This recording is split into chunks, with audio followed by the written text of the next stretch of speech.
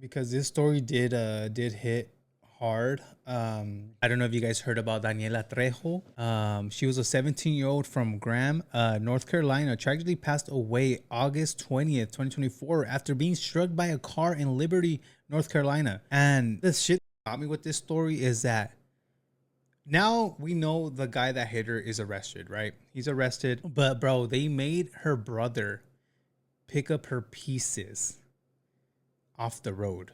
Like they gave him gloves and a trash bag. Bro, imagine having, imagine, knock on wood, this shit doesn't happen to anyone here in the chat or anyone ever.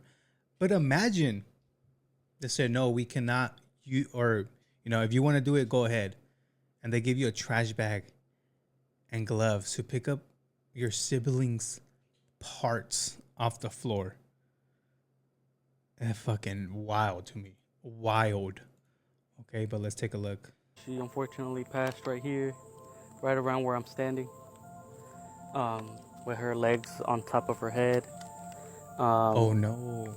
She died 20 minutes later, so she stayed in that position. She was on that position for around 20 minutes, probably crying for help in the Bro, her legs. What the fuck? dark, and they just left her here to die. She had a big cut, like right here. Like when I saw her, she had a big cut to the end of her nose, like right here. Just a big. Bro, I can't even imagine seeing. Dude, I can't imagine that pic. No, hell no. Hell no, dude. No. I could not. This brother right here is a strong ass dude. A strong ass dude. Because bro, I couldn't keep it together, bro. I could not keep it together talking to the media like this. Nope. There's no way, dude. There's no way. And yeah, I just can't imagine all the trauma he's gonna have to go through, dude. Imagine seeing someone, your loved one, your sibling, on the floor, unalived. Open cut. You could see, the medical examiner said you could probably see like a little bit of her skull. She said it might have been even brain that you could see. You know, imagine this tough girl survived 20 more minutes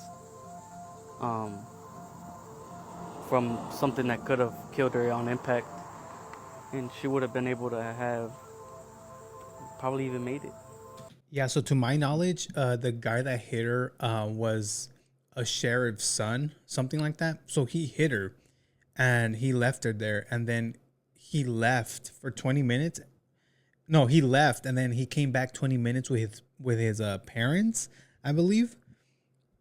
So dude, instead of helping her up, helping her out, calling the police, doing everything possible to save her life, you left. You basically left her there to die. He didn't give her the chance to fight, you know. Imagine a little girl just sitting here, just left for dead. You know, he could have gave her a chance, could have, you know, came over, and because it's not that high, you could, if you were to take the time, you could tell, you know, somebody was down here, you know. He could have not even picked her up. He could have just came over. Yeah, he came back with a different car. He came back in a different car. Over here and helped her to make sure she was okay, you know, fixed her. You know, if he could, even like lifted her up, put her on a flat surface, and made her comfortable to the air, till the helicopters got here. But not even that. He didn't give her a chance to fight. Went home and got his mom and dad.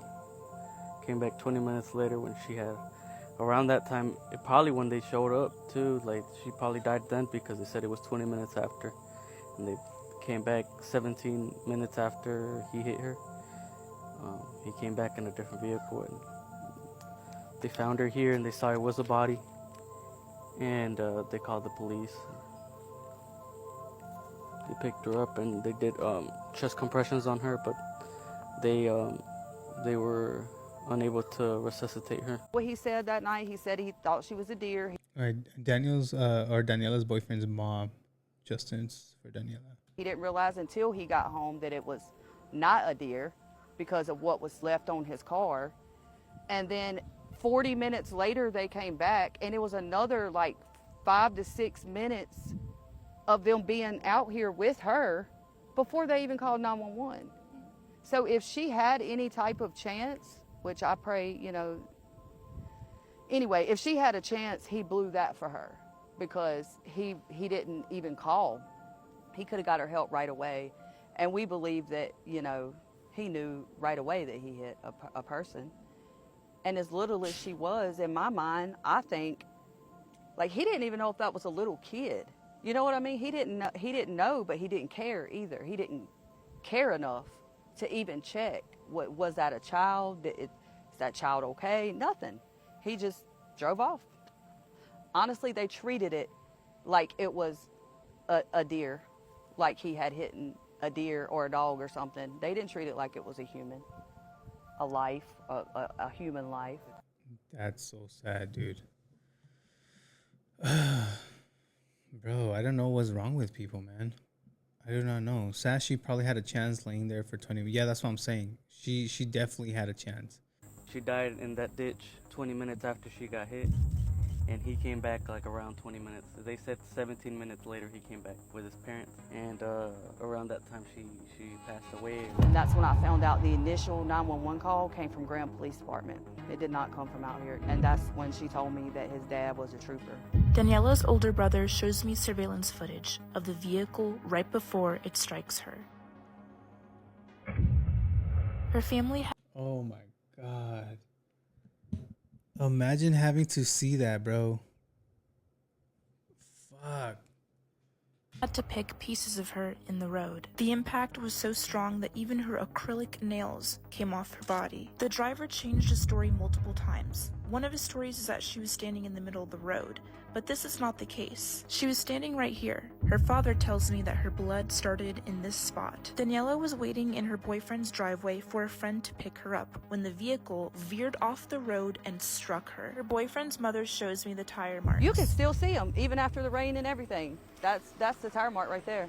It went all the way through here, and it came out like right here somewhere. She made sure to document and take photos of these tire marks. This is the car he returned to the scene of the crime in with his parents, but that's not the one that struck Daniela. It was this one. It has illegally tinted windows and headlights. In fact, on his Facebook, he proudly has it as his cover photo. Daniela's older brother tells me that law enforcement didn't want to help pick up the pieces of flesh, hair, and nails and belongings of his sister on the side of the road. And then I asked him, I'm like, well, if you don't want to pick it up, I'll pick it up.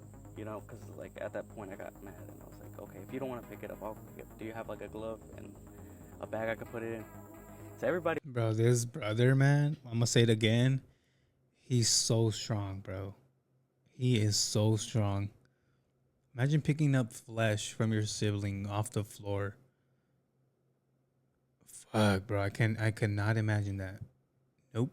Everybody, we try to be polite and we try to be respectful. We don't try to yell at them. And just like, they just don't care. They don't care. Daniela's father tells me his theory that he thinks she was placed in the ditch. Entonces quiere decir que la aventó de allá hasta aquí. Y de aquí se la llevó y la tiró allá en el ditch. Her body was found 80 feet away from where she was struck. That spot was right here. Oh, Across the road shit. is where blood, flesh, hair, and nails and her belongings were found. But her body was found all the way over here. She was in this ditch and her legs were over her head, touching her shoulders. Her family tells me that law enforcement said there were no traces of alcohol in his blood. However, they did not test to see if he was under the influence of any other substance. He had to be under the influence of something, bro. How do you go off the road that much? It's literally what, like maybe 5 feet off the road? He had to be under something, dude. Another one of his stories is that he thought she was a deer. Be over here, but your body was found over here. And what I was trying to say, was at least a good 40 feet. Now that it's been measured and stuff, we're talking 80 feet. You don't do that at 35 miles per hour. Hearing the video, you don't make that impact. You don't even hit a deer at that impact. If you're, say you're a big 250-pound animal, you do not make that sound, but you felt enough to go home, switch vehicles, and come back to check on a deer. That doesn't add up. Exactly. It really doesn't add up. It really does not add up. He's a piece of crap, bro. I really want to spread awareness in this situation that's going on with my sister. I'm not going to be quiet about this situation because I lost my best friend and I want justice for my sister. Daniela was only 17 for 6 days. She had just had her birthday the week before. It's been about 10 days, and still no arrest has been made. Damn. And I do want to give a shout out to this channel, Chronicles of Olivia. Shout to you. I'm going to see if there's any more updates regarding this. All right, guys, good news. Joshua Brown has been arrested. He is in custody after 15 days, and I'm here with the father of Daniela Mendiola. 15 days, bro. It took 15 days. Chat, tell me that's not... Oh, my. Como padre ya me siento alegre porque yo sé que mi hija Daniela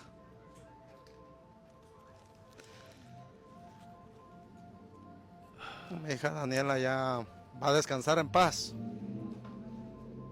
porque esta persona necesita estar en la cárcel. No necesita andar libre y estoy gustoso por eso.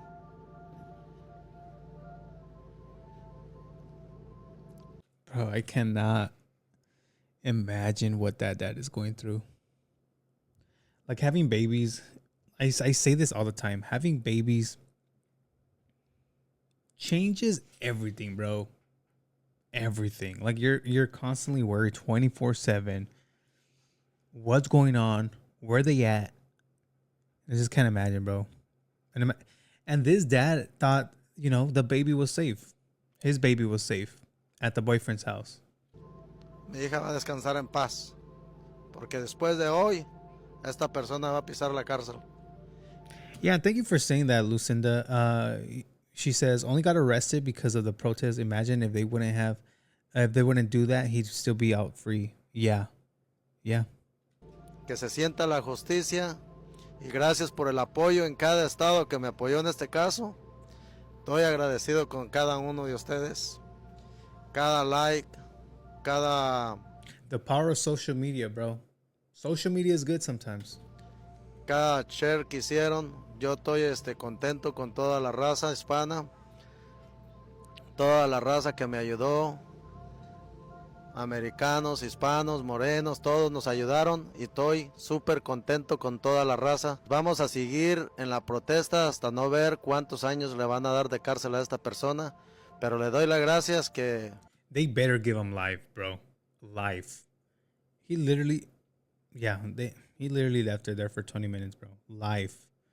Creemos en la justicia, claro que sí creemos, pero que lo demuestren, porque esta persona desde un principio debió haber estado en la cárcel, no debió haber estado libre entre 2 semanas libre, no puede ser, por eso pedimos justicia. Y gracias a todos y gracias a la justicia que ya fueron por él. Y vamos a ver de allí para adelante qué es lo que pasa. Vamos a darnos cuenta después de mañana, pasó mañana, cuántos años le van a tocar. Gracias a todos. All right, guys, good news. Damn. Bro. Justice has been served. Justice has been served.